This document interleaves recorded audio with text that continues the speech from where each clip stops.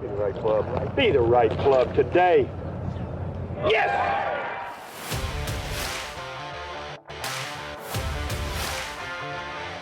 Again, has to be careful of the speed. What a comeback season for Hal Sutton. Come right back toward the hole. Come on in. That's the second eagle he's made it for this week. 17 years later, Hal Sutton is the Players' Champion.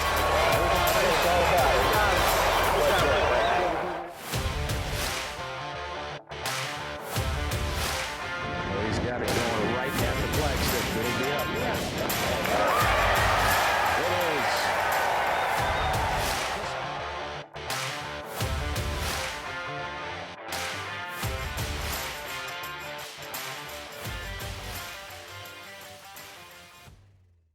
Hey everybody, and welcome to our fourth episode of Be the Right Club Today podcast. We actually shot this episode a couple of weeks ago, but the USGA and the R&A had a big announcement. The episode is titled, Does the PGA Tour Have a Distance Problem?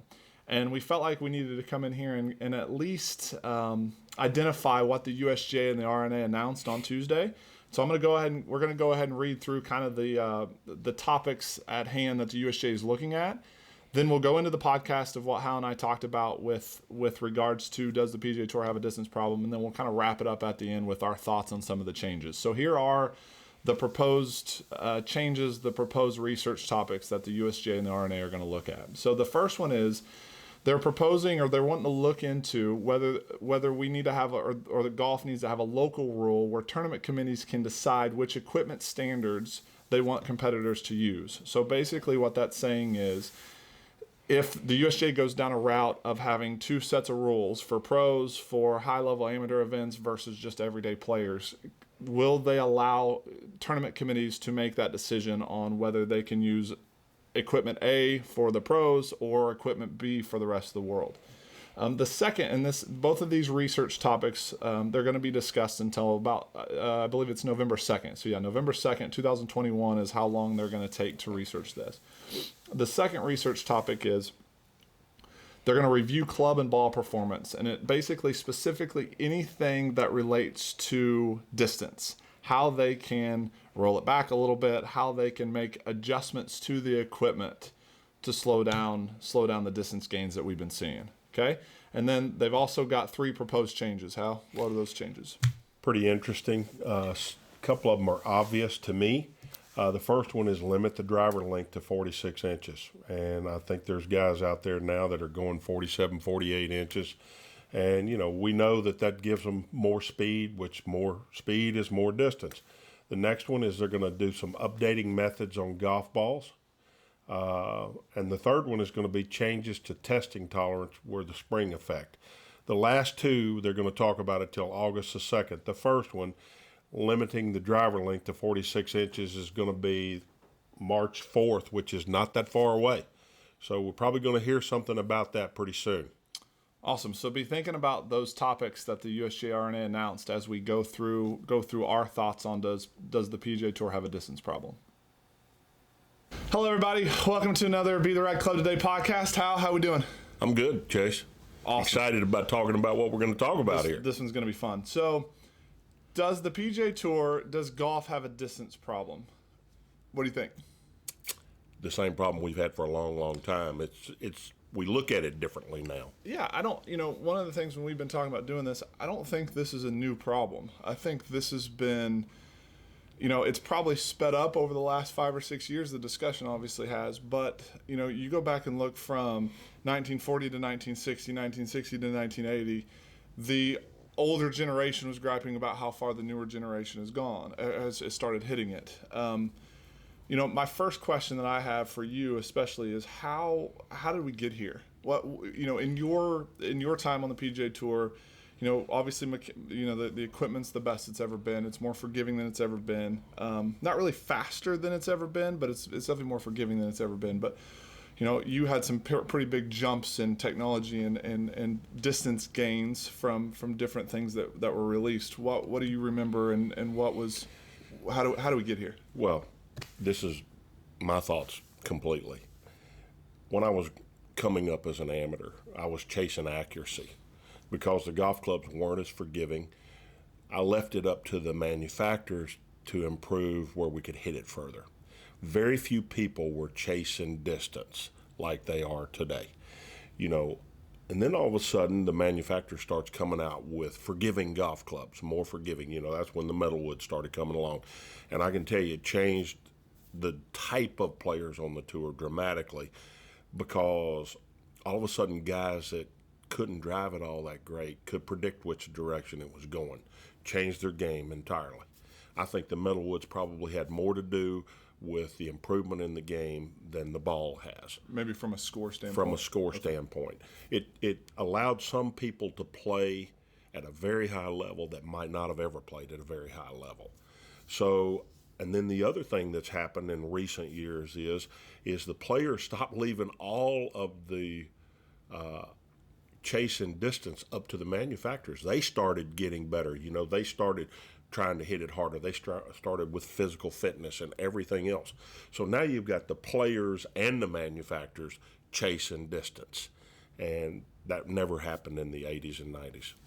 In your time on the PGA Tour, how many drivers did you hit where you felt like you completely maxed out? Not that many, really, to be honest with you. I mean, there were occasions where you'd catch a par 5 downwind, that was pretty open, and you knew you had to really hit it hard to get it there in 2.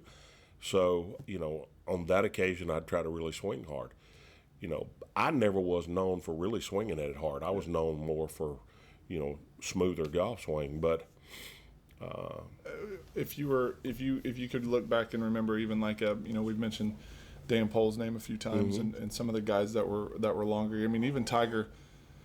I remember watching Tiger in late 90s, and he came out ripping at it pretty good. But I still feel like very few times did he ever go quite as hard as, say, Bryson's going on some of these open par 4s. Like, do you feel like even the longer guys were ever? I mean, we see it in here all the time. We do a lot of long drive contests and have some fun with the kids, and their smooth cruising speed is always 4 or 5 miles an hour slower than when they really start kind of maxing out. Well, the average long driver out there is actually longer than the average says he is. Yeah. And, why is that? Well, because, some of the holes that they take the average distance on, I don't know. They may have changed it since I've been off the tour. But, when I was playing, they'd take 2 opposing holes, and that's where they would mark down the average. That way, in case wind or anything else. And there were times that I didn't hit driver on those holes. Right. And there's times that other people don't hit driver. So whatever you see as their average, they're usually longer than that. So, for instance, they said Bryson averaged 322 last year on the tour. We know it. We've seen it on social media and whatnot. He can definitely hit it farther than 322. He can carry it 322. Well, the hole.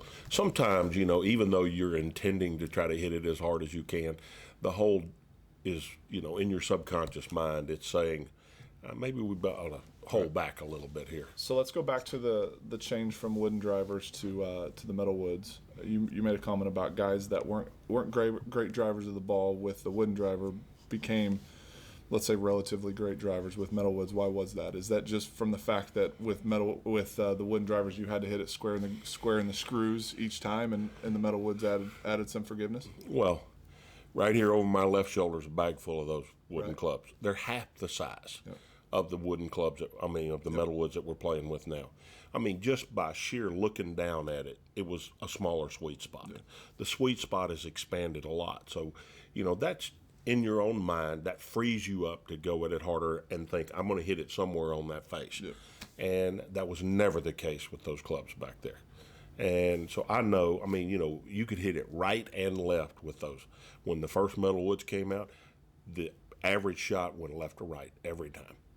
So if no matter what you do, no matter what shape shot you hit, if you hit it all the time, you can play golf. Yep. We've heard it thousands of times. Block one side of the golf course out. Just block one of them. It doesn't matter. Yeah. Well, especially off the tee, if you can. Yeah. It's almost impossible to do, but if you can strive to do it, you know where the misses are. So then you had a big jump and an interesting little kind of story about when in the late '90s, early 2000s when the Pro V came out. Talk about that a little bit. Well, Pro V1 changed a lot of things because it immediately added a lot of distance to the guys that had Pro V1 available to them. So would you agree the jump from, again, you mentioned the jump from woods to metals probably helped score a little bit more, but where we really started to see the big jump in distance was when the ball changed from the wound ball to the multi-piece ball, right? Well, that was a sudden jump, but they continued to improve the clubs, the metal, the drivers continued to get bigger as they continued to do all of that stuff. With the springboard effect. Yep. All of those things kept pushing the distance of the ball, or the distance that a player could hit the ball. Sure. And, it's been gradual, but it's been going on for a long time. Yeah. And I think during my early years on the tour, the emphasis was on accuracy. The emphasis on hitting it long now. I mean, we got kids coming in here all the time. If they don't hit it far enough, we're pushing the envelope to get them to hit it further. If they're chasing college golf or if they're chasing PGA Tour, they have to hit it further. Sure. I remember growing up, it was taboo for your left foot to come off the ground or for you to ever lose your balance with driver, right? And now you see these guys. And I think some of it, I think the long drive guys deserve a little bit of credit. We haven't really talked about this, but just from the fact that the long drive contest is kind of cool now as far as it's on television, and guys like Berkshire and Sedlowski and these guys have made it kind of fun to chicks dig the long ball has always been a saying, but they made it kind of fun, and they've really pushed the envelope of what people can do physically. And so I think a lot of players, and Bryson has especially, but I think a lot of players on the tour that kind of caught their attention. And they started training, like you said, they started training for distance. You guys never trained for distance. You no, just didn't. If anything, I mean, I keep pushing the point. We train for accuracy. Yeah. And anything that they said would hurt, like working out, they would tell us constantly, you shouldn't work out. Don't do it. Don't do it. And the game has evolved. I mean, the player has evolved. Right. And the player in some instances depended on the manufacturer to come up with all of the difference makers in terms of, equipment. Yeah. And all of a sudden, the players, I got to give them credit. They're saying, hey, I have something to do with this too. Yeah. See, in my era, we brought the talent to the table. Yeah. And, the playability, of learning how to play the game. But now the players are bringing a lot more to the game than maybe we did.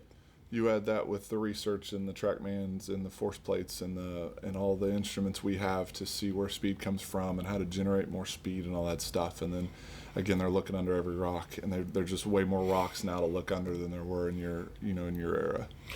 Well, it's really interesting. I wonder.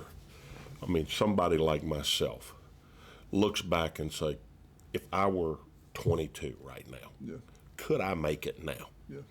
And we'll never know the answer to that question because I lived in a different era. But the advancement in the game has kind of been fun for me. That's why you and I are even here, because I'm interested in it. Mm-hmm. And I want us to try to learn more about this. And, here's one of the things that I think the average player, we've kind of looked at the top line player right now, the guy leading distance. But the guy finishing, just making the cut, 70th, hits it 2 yards further now than he did in 1980. That's 20. Oh, yeah. Well, I mean, yeah, Sorry, the scoring you're average. talking scoring average. Sorry. Yeah, the scoring average is two shots better. Yeah, he's averaging 2 shots lower than we did, than you guys did in 1980. Exactly. Yeah. And so, I mean, we could argue a lot of reasons why that's happening, but I will guarantee you distance is part of it. Sure. Yeah. I mean, we look at, the average distance on the tour in 2020 was, just over 296, right? Yeah. Well, in 2000 it was 272. In 1980 it was 256. So from 1980 to 2020, that's a 40-yard difference. And there's you've told an interesting story. I've always found interesting, again, about when the Pro V first came out. And you mentioned Jay Haas and how well, I'll let you tell it. So, Well, you were playing the Strata ball at the time. yeah, I was playing the Strata ball at the time, which was a fantastic golf ball. Yeah. I played it really, really well. And Jay and I played some practice rounds together, and I was a few yards longer than Jay at the time. Yeah. But all of a sudden Jay starts playing this Pro V1, and he's 10 yards or more in front of me just because of a different ball that he's put in his bag. And one of the things that I talk about all the time is for a player to maybe not sign a long-term contract because you can't tell whether a manufacturer stays on the cutting edge of technology as some of the others do. And I still had 3 years left on my contract with Spalding for the Strata ball when the Pro V1 came out. And all of a sudden, let's just say 10 yards, all of a sudden the golf course got 180 yards shorter for Jay, or 140 yards for sure, because of hitting 14 drivers. Yeah. But, the bigger point to this whole thing is how defenseless some of the greatest golf courses in the world are against the long ball. Yep. And that's the problem that I have because, Marion, Wingfoot, all the great golf courses probably are out of room. They probably can't get any longer. They're landlocked for sure. They're landlocked, and so all of a sudden, the same great golf courses that we've seen, they can't defend against the long ball. At Augusta, they pretty much defended against the long ball. They've had all this space. They buy land and keep expanding the golf course. So Augusta is able to maintain that, but they're going to run out of room too. I'll give you, for instance, like 15 can't get any longer at Augusta because it backs up to the 10th fairway. Yeah. So, 15 is going to be defenseless at Augusta. Yeah. Going back to, the average distance. Let's hammer that point home one more time, especially when you talk about the the great golf courses. So Dan Poole was the leader in 1980. He averaged 274 off the tee, and you spoke a lot about how long Dan was. Dan was long. Dan was long. So 274 off the tee in 1980. The average distance was 256. So roughly 18 yards. The average on tour was 18 yards behind the leader, and we see that essentially now. So 256 average, 274 leader in 1980. In 2000, average was 272. So the average has gone up, roughly 16 yards. And then the leader was 301, John Daly in 2000, and Tiger was second, just behind him. So again, roughly 18 to 20 yards behind the leader. Now the average is 296.4, and Bryson came in at 322. So Bryson and Cameron Champ were the two highest last year, and then there's 72 guys at 300 yards or better off the tee. So, to your point, I think of a golf course like Pasatiempo. It's a 6,400 yard golf course. And if these guys are coming in all carrying at 300, 315, I say there's 20 or 25 guys that that carry it over 300, 310 on tour. A lot of these par fours are driver chip shots. They played it with irons.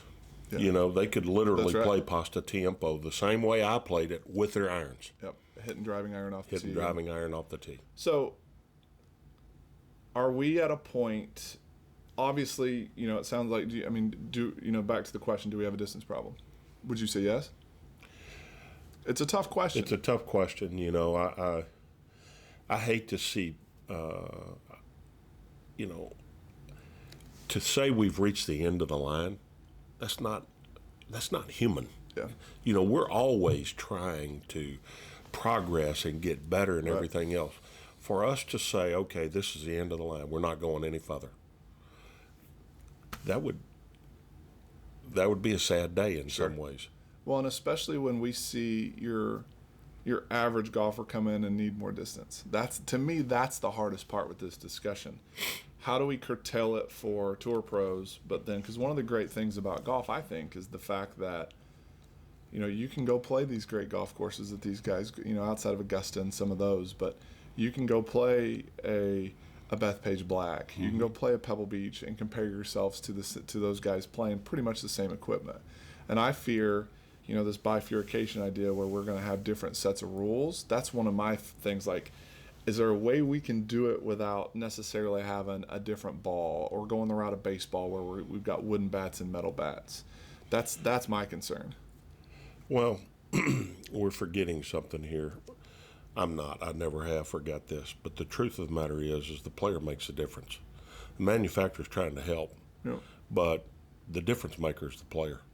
And even if the manufacturers are shut down and said, okay, you can't go any further, that doesn't mean that a player can't figure out a way to be better. Right. So, I don't think it'll ever shut down, even if the USGA says, okay,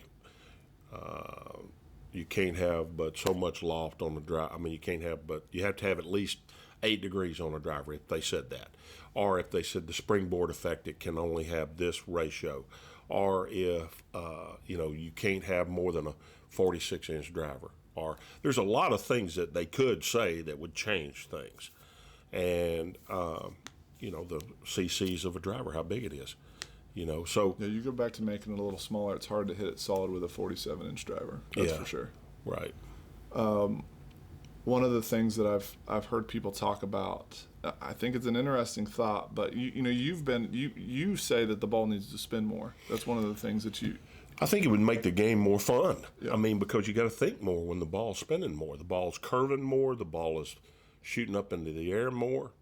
It puts more thoughts in a player's mind if the ball's spinning more. Right. And I can guarantee you, this is a fact. Everybody out there, listen to me. When you're playing great, you're thinking very little. Yeah. It's just happening. Yeah. When you're playing bad, you're thinking a lot. And that ball spinning more is going to cause you to think more. Makes the game more exciting. Going back to 15 at Augusta, that was one of its defenses. Was if you had a spinny ball hitting a third shot into that hole, that was a scary little wedge shot. Well, it's not just that. I mean, you've got some wind in your face there, and you're hitting these guys hitting 5-iron, and if it balloons up into the air, I'm telling you right now, it doesn't have to spin. It's going to come down shorter than where you want it to, and it comes down near the front of that green. You're in the water. Do you think? I use the term a runaway freight train. I feel like if the USGA, the RNA doesn't do anything, that 322 average this year is going to be longer. I mean, that's not that they can't do anything now, but the 322, I keep using the Bryson effect. The Bryson average at 322, he's going to hit it farther this year. Guaranteed it's going to be closer to 330, and then he's going to keep pushing. And then these college kids coming out, it's not getting any shorter, as we've talked about. One of the things I've heard talked about that I think is an interesting thought, but limiting how much loft you can have on a wedge. What do you think about, if because there's a lot of 62s and 61s and 64 degrees out there, would that have any effect? Well, I can tell you this, it'll make you a little less aggressive at a pin that's tucked on the edge because you don't want to short side yourself. Without the ball spinning as much, and the way fairway becomes a little more important. Yeah, and I just think there's things they can do. The loft on the driver, I think if we took the game back to even a 45 or 45 and a half or even 46 length, and then if there's a way, now the loft part's tough because you can take a 10.5 degree driver and open it up a little bit if there's a way to measure it, and they can, but to where 46 inches was the longest and 8 degrees of loft was the most. If they could do it to where it was the same level playing field without the open face and stuff, I think that's an interesting at least braking system for them to kind of slow it down a little bit, because I think it was Ian Poulter said, these guys are figuring out, look at all the long drive guys. They have 4-degree drivers. They're hitting up on it 7 or 8 degrees, launching as high as they can with 0 spin. You had loft, you had spin. Well, we're going to go somewhere here that we didn't intend to go on this podcast with what I'm about to say. I've told you before that there is nothing in the game of golf that's automatic. So, like when they stopped the anchoring of the putter, I mean, I don't know why they did it, because it's not automatic no matter how you grab a putter. And, there is a degree of, as we age, we begin to get fearful. Yeah. So there's like an electrical shock that goes through people. And it's almost like you're backtracking with the putter, basically. Yeah. The grip is coming back, basically. So, if you sustain a guy's career a little bit because he's able to anchor it, but he's not making all the putts, nothing is happening that makes it a lead pipe cinch. Right. And that's also true in distance. We don't want to. The player still got to swing it. Yeah. And just like Bryson, I bring this up a lot. When he first came on tour, he was one of the worst putters on tour. Now he's one of the best putters on tour. Probably doesn't get enough credit for how hard he's worked on his putting, and the arm lock stuff has really helped him. And at one point he was trying to side saddle and trying to figure it out. He figured it out. Now he's one of the best players in the world. Well, I asked you the other day. I said, what about his left ankle? Yeah. His left foot. They're swinging at it so hard that they've got to allow their left foot to have some freedom. If you came off of the ground in my day, people would. It was almost taboo. Yeah. It was almost like, oh, he'll never make it because he's not balanced. Yeah. He's not using the ground. His footwork's not good enough. His footwork's not good enough. Yeah. Things are crazy. Do you think the PGA Tour is? Do you think they want to roll it back? Do you think they want to slow this thing down? They haven't. I can tell you that. Yeah. They view the long ball as entertainment, basically. They view birdies as entertainment. So they want as long as they can hit it and as many birdies as they can make. Right. And, to me, no matter what the finishing score is, there's still going to be a winner every week, whether you're 25 under par or 5 over par. Yeah. And for the average player out there, I'm sure they like to see U.S. Opens when it's 5 over par. They like to see the best players in the world struggle a little bit because that's their daily round of golf, basically. And, it's like they feel a little bit closer to a guy like that when they see a guy struggle, And, and then the tour player likes to see it the other way because he likes to separate himself from the average player. And, it's an interesting thing to talk about. It sure is, and I think you look at the NBA, you look at a Steph Curry or a LeBron James. These are world-class athletes. Now, I'm not going to say all the golfers out there are world-class athletes, but you take a guy like Dustin Johnson. There's a lot more world-class athletes on tour than I think there were 20 years ago. Oh, no doubt. Well,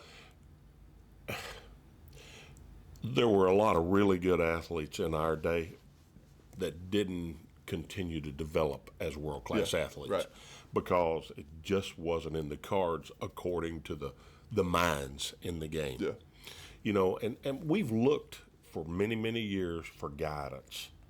How do I get better? That's always been going on. I chased everybody that I could to help me get better. We're chasing it in a different way. We're looking to different people. Physical fitness was never part of it. Yeah. And there were a few people. Greg Norman. Greg was physically fit. Yeah. And obviously Gary Player. Gary Player was physically fit. But there weren't a lot of guys that were that kind of hard. Yeah. And now there are guys that are really physically fit. And how much of that is genetic and how much of that is because they worked at it? Yeah. Both. Yeah. Do you think in your mind, do you think anything's coming? Do you think they're going to do? Do you think are you certain they're going to do something? Well, when the U.S. Women's Open was here, I talked to Mike Davis, and he said that he felt like they were going to do something. I think the tour has kept them from doing something. Yeah. Again, they're with the money involved. The money involved and everything, they haven't really seen a need to roll it back, and it'll never be rolled back. It'll just be stopped. Yeah, probably slowed down. When do you think we'll see the breaking point? Again, I go back to the runaway train. I feel like we're headed there fast. I don't think we're there yet, but I do think we're going to hit a point like, okay, that's enough. We got to do something now. I don't know the answer to that. I don't have a crystal ball, and I'm certainly not in a position to. It would just be a guess on my part. Yeah. I think we're getting closer. I think, we've seen evidence. Some RNA and the USGA have come out with a couple of studies, But they've always been coming out with these studies. I was on the board of the tour, and the USGA said it can't go any further, and it's gone 20 yards further since that time. Right. So I'm not sure they know. Yeah. And, I don't think that was a bad mistake on their part. I just don't think they knew. I think they acted like they knew, but they didn't. Yeah. So we'll kind of wrap it up with this. If we were in charge, if you were in charge, if I was in charge, and we were asked to make a change, I'll start first. I think the easiest one is we cut the length of the driver back. I mean, we've seen it. I swing at 120 miles an hour with a 45-inch club. I'm 6'7", I'm tall, I got, short arms, so the longer club actually makes a little bit more sense for me. When I go to 46 or 46 and a half, I easily pick up 5 to 7 miles an hour club head speed. If I get the wooden driver out, the heavy old wooden driver, I'm going to lose 10 miles an hour. Mm-hmm. So lighter and longer from a length standpoint is an easy way for me to pick up a lot of club head speed. So my first thought, if you say, Chase, you're in charge, what's your first recommendation? I'm cutting the length of the driver back. What do you think? Where are you going to go? I'm not even going to touch the driver. I'm going to make the ball spin more. Okay, so you're going to. And here's the reason why I'm going to do that, because it's exciting to do that. Yep. And I'll remind everybody of a lot of things. People love to see the ball spin backwards, and that spinning backwards is not always a good thing. Whenever it was spinning backwards, if I had enough room behind the pin, then I liked it. But it was still unpredictable. Yep. And, but most of the time when the ball came backwards, it was hurting me rather than helping me. Yep. So, and then the other thing is I want to see it going left to right and right to left more.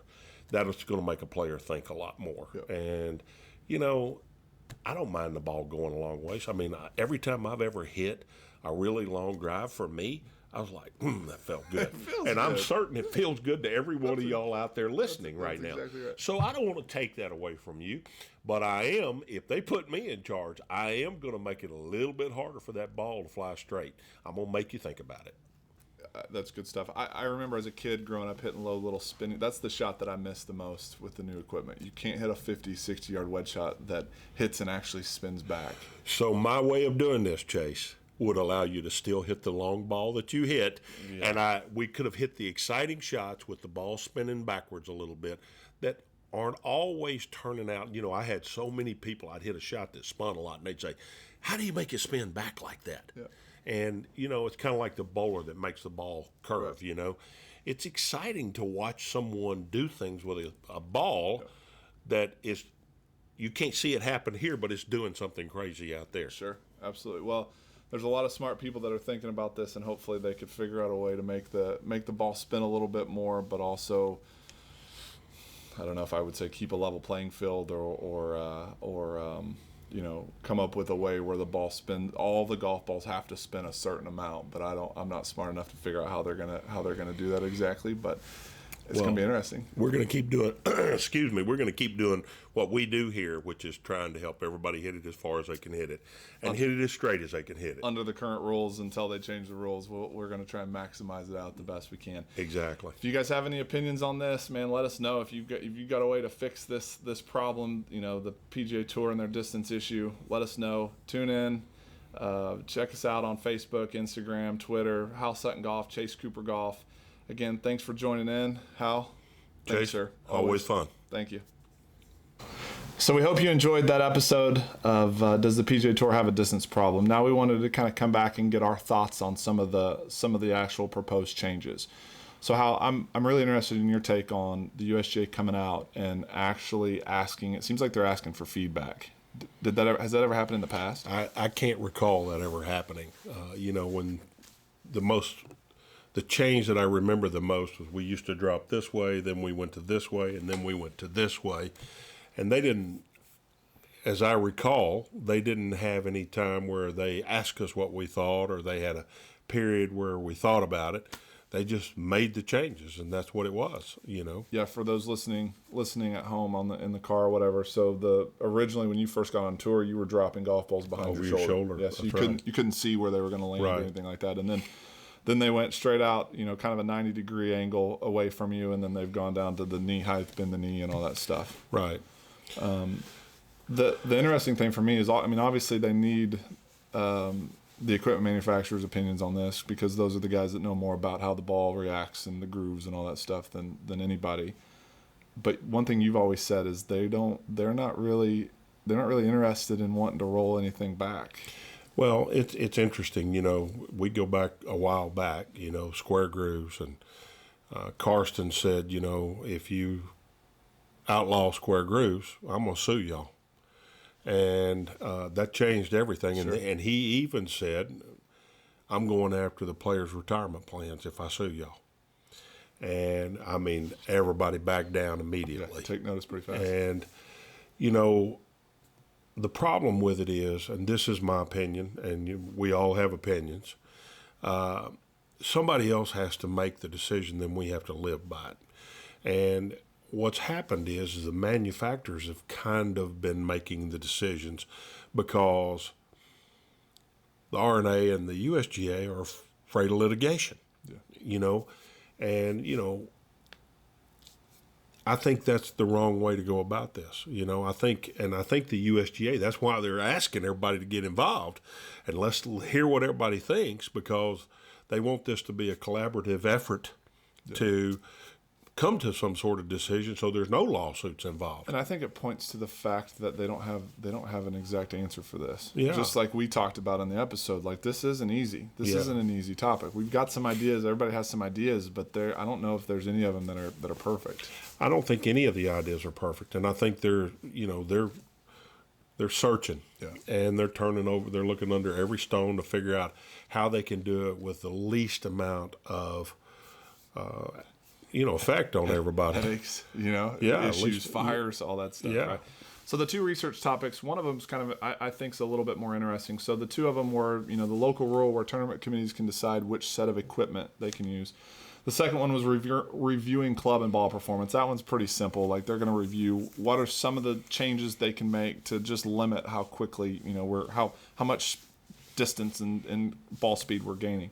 The first one, though, I think is kind of interesting. I want your take on this. So a local rule where tournament committees can decide which equipment standards they want competitors to use. So, I think of a place like Pasatiempo, a place that you and I both love. It's, my college coach said it was the hardest 6,200 or 6,300 yard golf course in the country. I feel like that's a place that if they held a big amateur event or if they held a tour event, like, they would be all for setting equipment back a little bit and changing. But I also feel like it could cause some issues, because you'd have some places that really want to protect their golf course that they're gonna force players that might not be good enough to play the different equipment. Do you have any thoughts on this? Well, I've got a lot of thoughts on this. First of all, let's understand that no matter what the rules are, there will be a winner under whatever rules there is. Yep. So if we know what the rules are going into it, I don't have a problem with that. The one thing that I do have a little bit of a problem is if we're going to switch back and forth between rules, if I can use a 48-inch driver this week and I can't use but a 46-inch driver, that takes some getting used to. Sure does. That would be problematic. Sure does. And I think of, like, you had a great amateur career and played in some professional events as an amateur. I feel like the changing back and forth could be, you play just like the kids that grew up playing a belly putter their whole life, and then they get rid of the belly putter, and it's like, man, I've got to learn a completely different style of putting. It's a whole new ball game when you do that. Yeah. And I think mentally it's hard on you, because you get geared up, whatever your equipment is, you get geared up to play with that equipment, and then all of a sudden, well, I got to go play this tournament, and I can't use a certain piece of equipment. Sure. Makes it tough. Yeah. I feel like with, going into the proposed changes, I feel like the first proposed change is pretty safe. You get into limit driver length from, right now it's at 48 inches and you limit it to 46. That's, the 48 inches, and I think even the long drive guys at some point were using 50. I don't know if they're using 50 now, but I think they might be limited to 48. But I feel like, and I'd love your take on this, I feel like the 48-inch driver is kind of a long drive driver. Well, I had a hard time every time I lengthened my driver. Yeah. I had a hard time feeling where the head was at, and that took time to figure that out. And so I think going down to 46 inches is a safe play for them. I think the longest hitters are still going to be longer with a 46, and you're not completely shutting down the guys that are longer, right? But you're also helping the little guy that might, that used to play at 44, 45 and a half, or 44.5, but now can lengthen it out to 46 to maximize as much speed as he can get. Right. You know, the updating testing on golf balls, I mean, we don't really know, you know, exactly how they're testing golf balls. I mean, they've got a bunch of different ways, but I think, to me, the next two changes are just fine-tuning the tolerances to make sure that every ball and every driver will pass a tighter test and make it a bit more difficult to get, because even we know it now, even fitting golf clubs, some drivers that we have in the back versus the drivers we get, the ball speeds are slightly different on hits. Yeah. So the testing tolerance is still not exactly where it needs to be. And so these guys, you know, and Tiger did it, you even did it, you'd have 20 drivers to test and you'd be like, man, this one feels hotter, and ends up giving you a couple miles an hour ball speed. Yeah, some were a little bit hotter than others. You kind of expect them all to be alike, but they're not. Yeah, they're not. And I mean, you know, when we were testing out on the tour, you know, we might test, like you said, 10 or 12 drivers, all of them the same head. One of them was a mile or two faster than the other, or you hit it just a few yards further. You like the flight of the ball better off of it. Absolutely. I mean, there's a lot of things that change. And, you know, as far as the golf balls are concerned, you know, I mentioned in the podcast that I thought a ball that spun more would change the game a lot. And, you know, there's a lot of ways to make the ball spin more. You know, they could change the grooves on the irons that would make it spin more, which, you know, you brought up your point. Yeah, so we were talking about it. We had a good player come in here the other day, and it was like, what if we went back to square grooves, you know, the big sharp grooves? And my first thought was, if you don't change the driver and you just change the grooves, it probably gives Bryson and these longer guys more of an advantage, because now they can spin it more with the wedges around the greens. And so, yeah, does it cause, you know, the issue that you've talked about with a false front pin over water? Does that shot come back? Sure. But, man, I would love to go back to the days where we could spin 40-yard wedge shots back. You know, those little low spinners, that shot's gone. Yeah, that was a fun shot to hit. Yeah. And it's just not there anymore. Mm-hmm. Sure.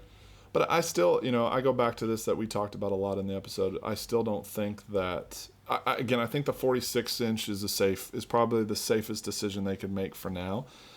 But I still don't think this is an easy problem to solve. And I think we're going to be discussing this for the foreseeable future. Even if they make some changes, this is still going to be a topic of discussion because people, you know, with all the technology and everything we have as athletes, as humans, we're going to continue to get faster and stronger and keep pushing the limits. That's what we're living in. That's the world we're living in, is to get better, whatever better is. Yeah. And, you know, I think the USGA and the R&A want to make good decisions here, but they're not sure what they are, and they're inviting everybody in. That's interesting to me, that they've basically invited everybody in. Let's figure out what we should do. I think the overall thing here that we all need to keep in mind is we love golf, and we want to protect golf. And we want to protect the greatest golf courses in America and around the world. Yep. And if this continues to go down this path where we just we're abolishing distance records. Yep. Those golf courses are going to suffer in the long run, because they're out of places to extend them. And I hate to see that happen personally. You know, I think, you know, Marion's one of the greatest tests in the world, and we get Pasta Tiempo, which you talked about. I mean, they can't do anything about it. They're limited out. Yep. And so I hope that we can all come to a decision that the R&A and the USGA are willing to enforce with a rule. Yep. And then we all have to abide by it, and let's go. See how good we can get with it. Yeah. Awesome. Good stuff. Well, we'll definitely end it there. Sorry for the curveball, but we felt like we needed to, with the USGA R&A announcement, we felt like we needed to kind of talk about this in context with our episode. So, again, thanks for tuning in. Hope you guys enjoyed. If you guys have any great ideas, great opinions on this difficult subject, man, feel free to hit us up on social media. Send us a message through the website. We'd love to hear your take on it. Thanks again. Next week we're going to fire the Ryder Cup at y'all, so stay tuned for that. There's some fun bits of stories and information in that one. So yeah, definitely stay tuned. And like I said, thanks again for joining in.